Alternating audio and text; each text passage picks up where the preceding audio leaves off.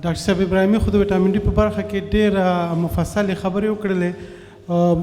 چونکې موږ هم جی پی ان یو، موږ ته مریضان ډېر راځي، موږ ته هم تجربه ده. یو شی چې ډېر زیات مهم د اکثره مریضان راځي وایي لاس مې بډۍ نیولی دی. د شپې وده کېږم، د شپې چې ټول دواړه لاسونه مې بډۍ نیولې دي او د خپې تلې مې سوځېږي. نو پخوا به ورته ډاکټرانو مختلف دواګانې ورکولې، د دې ټولو نه غټ علت چې دی دا د ویټامین ډي کمی دی. که تاسې هم داسې احساس وکړو چې د وجود د درد سره، سردردۍ سره، ستړیا سره، د هډوکو درد سره، د لاسونو بډۍ وه یا د خپو سوځېدلو، دا علت د ویټامین ډي دی. خپل ډاکټر وګورئ، معاینات هم کوي او ستاسې هغه د کمبودۍ علت معلوموي. زه به یو خبره د عبدالله ډېر خبرې ته اشاره وکړه. ما نه غوښتل چې په دې باندې تاسو سره ډېر خبرې کړم. دغه په هیلت اتارټي کې داسې چل دی چې یو شي دپاره یو شی دفاین کوي، تعریف کوي، چې مثال ویټامین ډي د 80 نه چې که کمې تاسې مریض ته هغه ورکوي.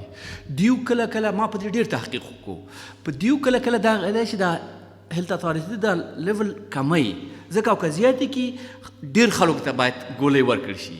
یعنی د تحقیقونه نن سبا ښیي، زه تاسې جی پیانو ته ویم، غونډو ته ویم چې او که خپل خلک می دا لیول باید د 80 نه زیات وي تر څو وشي کولی چې دا نورې ستونزې لکه کینسرونه، لکه میکروبونه، لکه د شکرې ناروغۍ، د بلډ پرشر باندې ډېر زیات تاثیر کوي. نو په دې اساس دا تاسو ته مې چې ویل دا پرودي 2000 چې واخلئ یا که څه نور ځایونو کې هغې ته ویو، نو باید ډېره ښه خبرې. او بله زه د دې نه چې هر سړی ما ته تلیفون کولی شي یا د ایمیل او د انټرنټ د لارې نه ما ته سره په تماس کې شي چې زه تاسو ته مخکې دی نه چې جی پي ته ځئ چې تاسې باید څه وویوئ. زه د دې نه دې باندې به ډېر زیات خوشحاله شم چې زه تاسو ته د معلومات درکړم.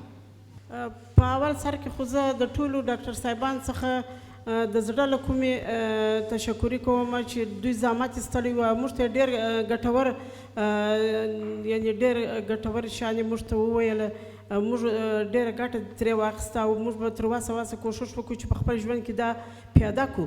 خو بعضې شیان چې ډاکټر صاحب ابراهیمي صاحب ډېر د زحمت ایستلی و، مخصوصا چې د خپل دغه ټول موضوعات په پښتو سره ترجمه کړي وه او ډېر پر خپل تشریح باندې حاکمیت درلودی، د هغه څخه مننه کومه. خو موږ مخکې اورېدلي وه چې وریجې څوک چاغوي او چې ډاکټر صاحب هم په دې اړه خبرې وکړلې. ولې په دا وروستیو کې زموږ ډېرو نږدې دوستانو ما ته ویل چې د المان په تلویزیون کې داسې ویل سوي دي چې وریجې څوک نه چاغوي. او مثلا د هګۍ په باره کې چې کلسترول لري، او د امریکا څخه کم نفر ما ته ویل چې اوس د ډاکټرانو ثابته کړې ده چې هګۍ کلسترول نه لري. او شیدې مثلا لبنیات څوک چاغوي او شیدې څوک ډنګروي یا خټې ورته کوچنۍ کوي. زه نه پوهېږم دا تر کومه اندازې پورې واقعیت رښتیا دي که نه دي، نه پوهېږم. سوالونه خو ډېر زیات جزونه یې درلوده. اول وریجې دا کاربوهایدریت دی، ته 100 ګرامه کاربوهایدریت بل 100 ګرام کاربوهایدریت سره یو ځای کې، نو دا تا ته کالوري درکوي. یعنی دی بلکې یو فرق نشته چې ته پیور کاربوهایدریت اخلي. دا یو دا هغه د کاربوهایدریت نشایسته چې ورته وایي. دویمه خبره دا ده چې یو ډېر مهم فاکتور دی چې تا که وریجې پخې کې بسمتۍ وریجې دومره زه خپله دومره ډېرې خورم نسبت د نورو وریجو نه، نو دا خامخا د دې مسله نه ده چې دا کاربوهایدریت کالوري زیاته ده د بلو نه، خو دلته سړی شی ډېر خوري.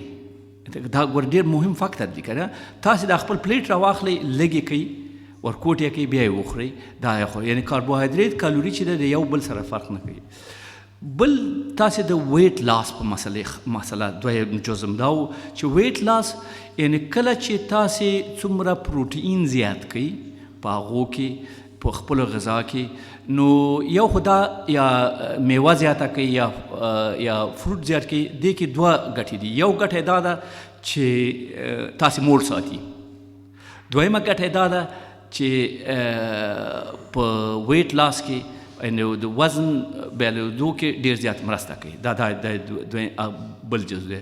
درېیمه خبره ستاسې جواب داسې جواب درکوم چې کله کله خلک دغه د هیلت هغه نه دا وزن چې هغه کوي، دیو خو بزنس دی، نو د بزنس ځینې شونه خلک هغه لولي، یعنې هر هغه موږ په طبابت کې ورته وایو چې RCT رندمایز کنټرول ترایل چې ني یو تحقیق چې هغه تور سره مقایسه کړي او سپین سره مقایسه کړي چې دا نه هغه په مدیسن کې موږ نه منو.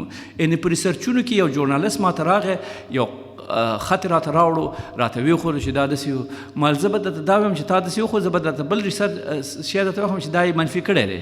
نو دا ځینې خبرې دي چې دغه سړی څوک دی چې خبرې کوي په دې مسلې څومره حاکمیت لري، دا مهمه خبره ده. او که تاسې غواړئ څه خبره وکړئ.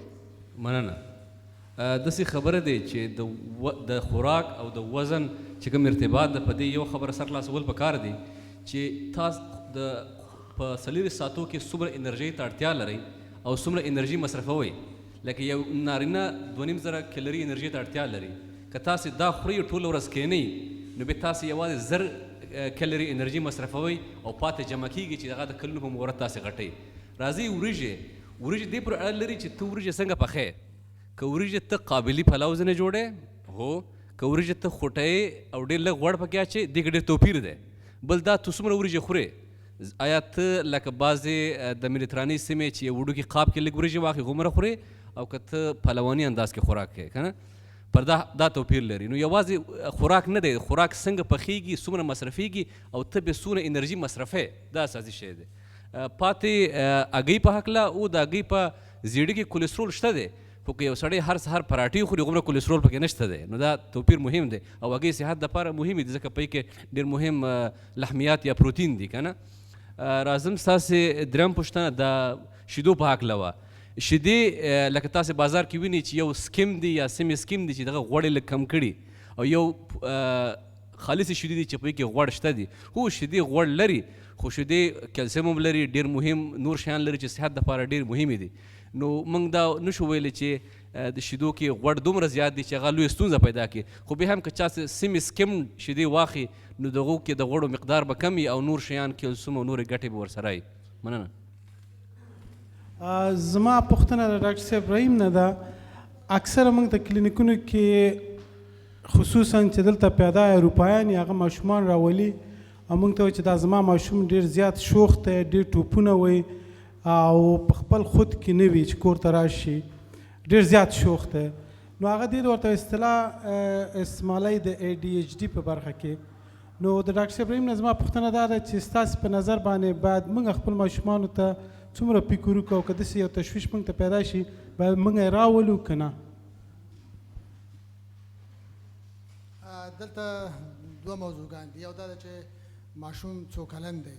هغه ماشومان چې سنې وړوکې اوسیږي او سنې د 7 کلونو نه ټیټ اوسیږي، دا ماشومان زیاتره د بیهیویر تراپي یا د هغو دا کم بیهیویر چې دی د هغې تداوي باید وشي. یعنې هغه ماحول د کور چې دی هغه ورته مناسب کړی شي او دا ماشومان باید د ماحول د تغییرولو او د مور و پلار د طرز برخورد د دو سره په دې طریقه باندې د دو سره برخورد وشي او دو دا کم عدم اطاعت او یا کم بېتوجهي او هایپر اکټیویټي چې دو لري دا د کنټرول لاندې راولي. هغه ماشومان چې سن د 7 کلونو پورته دی هغو تداوي کې معمولا 2 برخې موجودې دي. یو دا ده چې په امریکا کې دې ته زیاتره دوا استعمالوي او په انګلستان کې هم دوا ورته استعمالوي، مګر په انګلستان کې د دوا د استعمال کم دی. دا مریضان اول باید کوشش وشي چې د دو ماحول ولیدل شي او غیر د دې نه چې مخکې د دې نه چې د ADHD تشخیص پې کېښودل شي، د دو ماحول ولیدل شي دو په څه رقم ماحول کې ژوند کوي، آیا دغه ماحول چې دو پکې ژوند کوي دا د دې سبب شوی دی د دو دا کورنۍ حالت څنګه دی او دو نور کوم فزیکي مشکلات لري که نه لري. که دو نور فزیکي او ارګانیک پرابلمونه نه درلودل او د کور ماحول ښه او دو بیهیویر په مکتب او په کور کې په دواړو کې خراب وو، نو په دې صورت کې دا ماشومان ته تداوي دپاره ضرورت لري. اما هغه ماشومان چې یوازې بیهیویر یا په کور کې او یا په مکتب کې خراب اوسیږي او په په کور کې یا په مکتب کې بیهیویر سم اوسیږي نو دوی ته دا ماشومان چې دي دا زیاتره د اپوزیشنل ډیفاینډ ډسارډر لاندې یا د عدم اطاعت ګروپ لاندې راځي چې دا ګروپ چې دی دو باید زیاتره ورسره د بیهیویر تراپي یا د انوایرمنټ د تبدیلولو په واسطه باندې برخورد شي او تداوي شي. ډېره مننه. زما سپیشل ایجوکیشن زما دغه دی، زه به ستاسو دې خبرې سره لږې خبرې جمع کوم. په دې ملک کې دا دغه دی چې کوم ماشوم باندې لیبل ولګي، په یو ماشوم دا لیبل ولګي چې دی یا ذهني مریض دی یا د زده کړو کمزوري لري، نو هغه سکول ته بیا سیوا پیسې میلاویږي چې هغه 8000 پونډه د کال دی. نو دلته کې ځینې داسې ماشومانو باندې هم لیبل لګي چې هغه ناروغي نه لري. نو پکار دا چې د پوره تحقیق نه وروستو مونږ دا دومره غټ ټکې په ماشوم پورې وتړو، د ځان نه تړل او د هغه خلکو د خوا تړل چې هغوی په دې میدان کې هیڅ تجربه نه لري، هیڅ تحقیق نه دی کړی، نه استادان دي نه پروفیسران دي، نو په یو ماشوم باندې دومره غټ لیبل لګول چې دی دا ډېر غټ جرم دی. زه به خپل مثال ورکړم، زما په لور باندې دا الزام لګولو وي دا اوري نه، وي دا هیرینګ امپیرمنټ لري. زه لاړم سکول ته او ما هغه استاد ته ووایي زه په تا کیس کوم، او هغوی زموږ نه ریټن ماپي وغوښته، وي دا د یو ورځې استاذه وه. نو د ماشوم مستی چې ده دا د هغه ژوند دی، د هغه خوښه ده، کیدای شي زموږ په ذهن کې فرق وي او موږ هغه خپله کمزوري په ماشوم باندې وراړو. نو دې کې ډېر احتیاط پکار دی. مننه. لکه زموږ ټول ورونو خو د مختلفو موضوعات په برخه کې خبرې وکړلې. یو شی چې شخصا موږ په خپل کلینیکونو کې لیدلی دی هغه دا دی تاسو چې کله خپل ډاکټرانو ته ځئ کوشش وکړئ چې همیشه په یو کاغذ په مخ باندې خپل سوالونه ولیکئ. هلته چې لاړ شي اکثر وخت تاسې نه سوالونه هیر وي، نو که په کاغذ په مخ باندې لیکلی، دلته اروپایان اکثر د کاغذ په مخ لیکلی یو سوال وي، 2 وي، 3 وي، 4 وي، 5 وي، ټولې موضوعات هم پکې کور شي او خپل مقصد هم حاصل کړي. نو تاسې هم چې آینده کله ډاکټرانو ته ځئ کوشش کوئ چې کاغذ په شکل لیکئ او په کومه خبره باندې چې تاسې نه پوهېږئ، لکه څنګه زموږ یو ډاکټر صاحب وویلې موږ په افغانستان یا پاکستان یا نور وطنونو کې ډاکټرانو سره خبرې کول لږ مشکل دي، ولې دلته ډاکټرانو وظیفه ده چې ستاسې د هر سوال جواب درکړي. تاسې کوشش وکړئ چې په یو شي پوه نه شئ ورته دا ولې دی، دا څنګه دی، آینده کې باید څنګه وشي، آینده کې زه څه وکړم. نو دا یو هغه زما په فکر کې چې تاسې سره زه شریک کړم.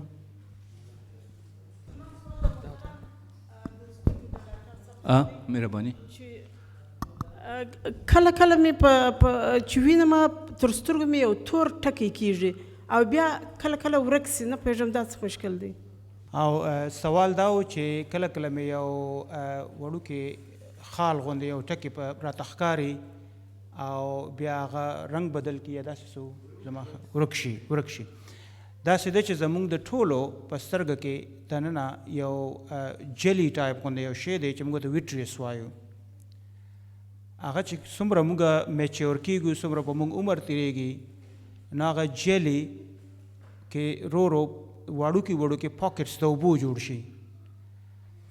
کله کله داسې وشي چې هغه پاکټس اف واټر چې کوم دی هغه ټول یو بل سره یو ځای شي، نو هغه جلی چې په سترګه کې ده هغه تقریبا ټولې اوبه وي، خو هغې کې چې کوم کلمپس پاتې شي هغه تا ته ښکاري، ځکه چې جلی چې ده هغه سترګې سره وروستو لکه رټنه زه چې ورته وایم د سترګې د کیمرې فلم چې دی نو جلی هغې سره داسې لګېدلې وي. کله چې لګېدلې وي نو هغه پې سایه پې نه جوړوي په سترګه باندې، خو چې کله هغې کې داسې وړوکي کلمپس وي نو هغه بیا په سترګه باندې یو سایه جوړوي په فلم باندې، نه تا ته ښکاره شي بیا ورک شي. هغه اکثر چې کله ډېر زیات رڼا او پلین سرفیس وي په هغې به تا ته زیات ښکاري. کله کله هغې سره داسې هم کېږي چې کله د شپې تیاره کې یو एकदम چېرته سترګې وخوځئ تا ته یو فلیشز اف لایټ هم ښکاره شي. دا هم د دې علایم دي چېرې دا سترګه کې کومه جلی چې وه هغه اوس ورو اوبه کېږي، خو د دې څه خطر نشته، هېڅ مسلې دا عمر سره کېږي او د څه خلکو لږ زر وشي، د څه لږ لیټ وشي. که کله دا فلیشز اف لایټ چې زه وایم تا ته داسې ښکاري لکه تندري لایټس، که هغه درته د ورځې ښکاري په رڼا ورځ باندې او ډېر زیات د ښکاري پرسسټنټ وي نو بیا پکار چې چیک اپ وشي ځکه چې کله کله هغه جیلی چې دا هغه په ریټنا باندې چې پینچ کوي سونګر لګي نه هغه سره هغه ریټنا د منځه لري چې ریټنا ټیر جوړ شي نو چې د ورځې ډېر زیات کېږي او مسلسل کېږي نو هغې کې بیا لږ باندې یو هیو ټو بي کنسرن که داسې یو نیم وخت د شپې یو فلاش لایټ ښکاره شي یا په پلین سرفیس باندې درته داسې کلمپس ښکاره شي نو هغې نه یېرېدل نه دي پکار دي ته موږ فلوټرز وایو ویټریس فلوټرز nothing to worry about. نو دغه فلاشینګ لایټ چې دی سړی آپټیشن ته چې ولېږي صحیح ده که نه؟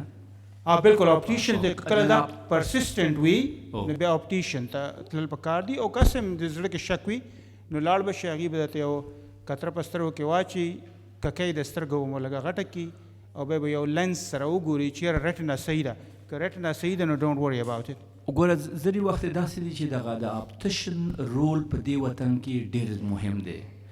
دا خلک اکریډیټډ دي چې د سترګو فشار وګوري، دا خلک اکریډیټ دي چې دغه ځینې وړې ستونزې یا غټې ستونزې وکړي بیا موږ ته خط رالیږي. یعنې په خپله دا ځینې ستونزې چې دي رښتیا چې تاسې باید آپټیشن ته لاړ شئ. یعنې ډېر ښه هغه وویلې، یعنې ما ته نه یو څه زده کړه، زه باید سبا لاړ شم یو آپټیشن ته که نه سبا خو تعطیل دی خو سبا بله ورځ به لاړ شم. نو دغه د آپټیشن رول ډېر مهم دی.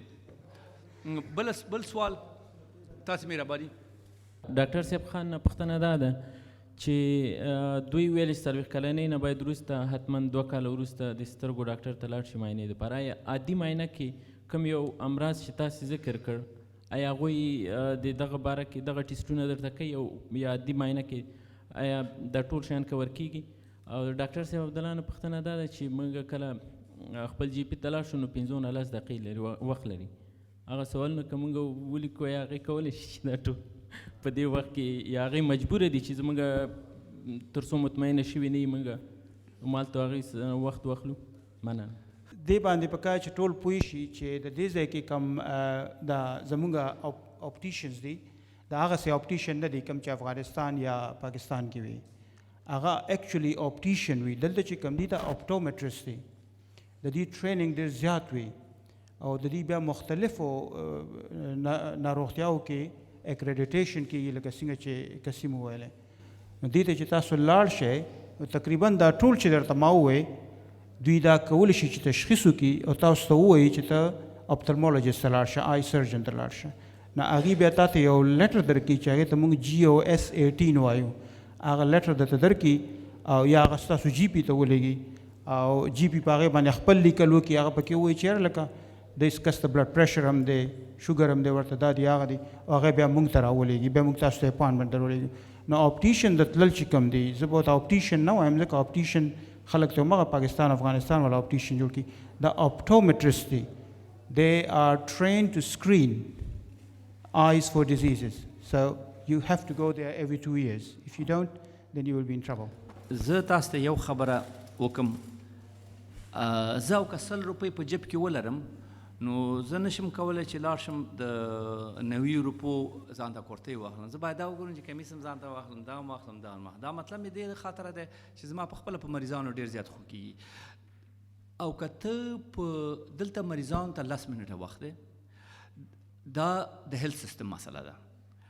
او دغه او که یو ډاکټر ته په امریکې کې 10 منټه ورکړي هغه انشور کېږي نه، ځکه د امریکې سیستم داسې دی چې او که تا دی ورکړو چې د 10 منټو کې ته د مریض هر څه نشي لیدلی.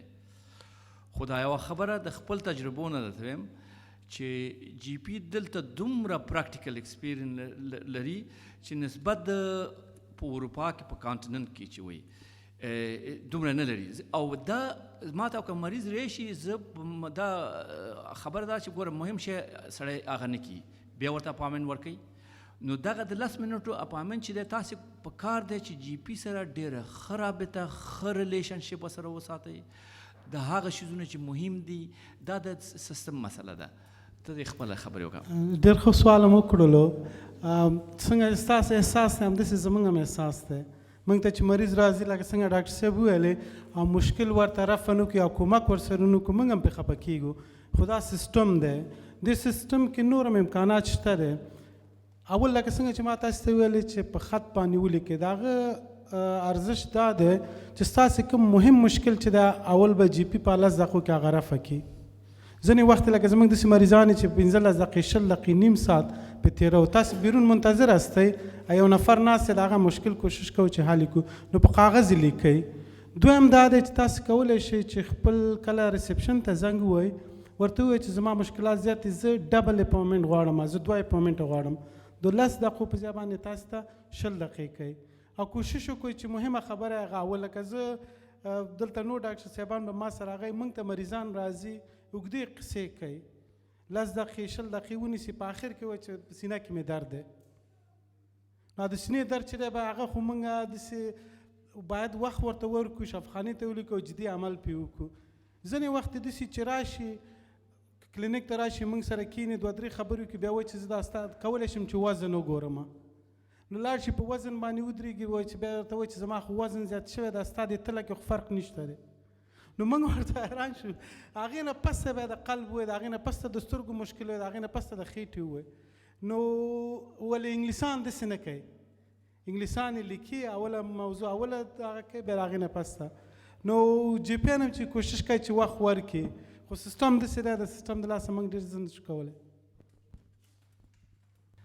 نو زه به دا یو خبره تاسو ته وکړم، ډېره زیاته مننه، ډېره یو جهان یو نړۍ مننه چې تاسو دې خپل د بوختو ژوند کې مو دلته وخت پیدا کړو چې موږ سره دا مسایل شریک کړئ. تاسو یو که د لویدیځې نړۍ عامه روغتیا وزارتونو ته چې وګورئ، چې دلته ورته په نامه ډپارټمنټ آف هیلث یادېږي، دیو د پیشنټ ایجوکیشن اینډ پروموشن دپاره دومره بودیجه لري چې ډېر زیات مصرف کوي، چې عبدالله اشاره ورته وکړه. او په یورپ کې او په امریکې کې داسې ګروپ نشته، اتنیک ګروپ چې ته هغه راشي د خپلو وګړو دپاره د هیلث اویرنس دپاره داسې یو سیمینار جوړ کړي. او زه د ایم ای دا ډاکټران چې دي چې دیو په دې بوخت ژوند سره دومره وخت پیدا کړو چې تاسو ته په خپله ژبه، په مورنۍ ژبه دا شی تیار کړي د قدر وړ دي. نو په کار دی چې دا سړی داسې ووایي چې ځینې پوښتنو ته به جواب نه ورکړل شوي، هغه نه یې شوي، تاسې کولی شئ چې موږ سره په هغو کې دا مسله شریکه کوي. او زه تاسو ته دا انکریج کوم چې موږ سره په تماس ونیسئ چې هغه شي. دویمه خبره دا ده چې په زړه پورې خبره دا ده چې په دې ټولنه کې، په افغان طبي ټولنه کې نه یوازې ډاکټران دي، دا یو ناپېیلې خیریه ټولنه ده. نو په دې کې هر هغه څوک چې دغه تګلاره چې موږ لرو او که دا خوښه کړي، موږ سره مل کېدی شي. نو د دې لحاظه موږ سره تکړه ژورنالستان دي، ترجمانان دي، آیتي سپیشالستان دي، د اسماعیل میاخیل نه او د دې زړګي نه ډېره زیاته مننه چې زموږ په دغه سیمینار جوړولو کې دغه کسان چې موږ سره دي، دا موږ سره ډېره غټه ونډه لري. د دوی نه د مرستې څخه یو نړۍ مننه، یعنې غیر د دوی د مرستې نه داسې سیمینار موږ نشو جوړولی. بله خبره مې دا کوله چې دا په ځینې معلومات دي او خپرونې مې موږ چې کړي زموږ د ویب سایټ نه ډک دی، او تاسې کولی شئ موږ سره په دلته په تماس کې شئ. د ایمې د غونډې شعار دا دی چې د افغان طبي ټولنه ستاسې ټولنه ده او ستاسې دپاره ده.